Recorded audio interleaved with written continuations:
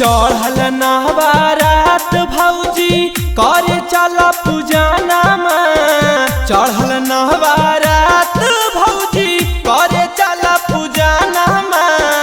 तबे मैया दिहे ये भौजी गोदी में लाला नामा।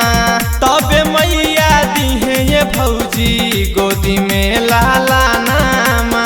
चढ़ल नवरात भौजी करे चला पूजनमा। चढ़ल नवरात भौजी करे चला पूजनमा। तबे मैया दिहे ये भौजी गोदी में लाला नामा। तबे मैया दिहे ये भौजी गोदी में लाला नामा। गोदी में लाला नामा। Mixed by Nitish Raj.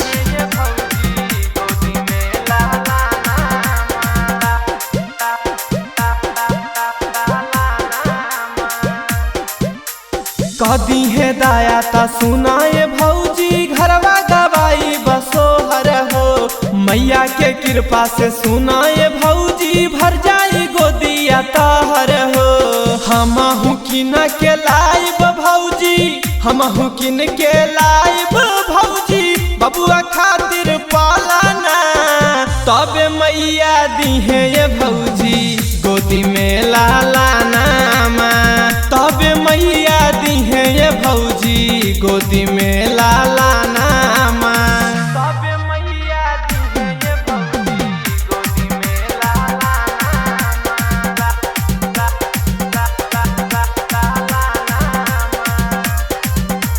Mixed by Nitish Raj. गैया के गोबरा से सुनाए भौजी निपिली है आंगनमा हो। भैया के घरे बोला लाए भौजी करे के बापू जनमा हो। पांडे संजीव के बोलाइब ये भौजी, सोनू के बोलाइब ये भौजी गावे खातिर भजनमा। तबे मैया दिहे ये भौजी गोदी में लाला नामा। तबे मैया दिहे ये भौजी गोदी में लाला नामा। माँ शीतला रिकॉर्डिंग स्टूडियो बिहार शरीफ।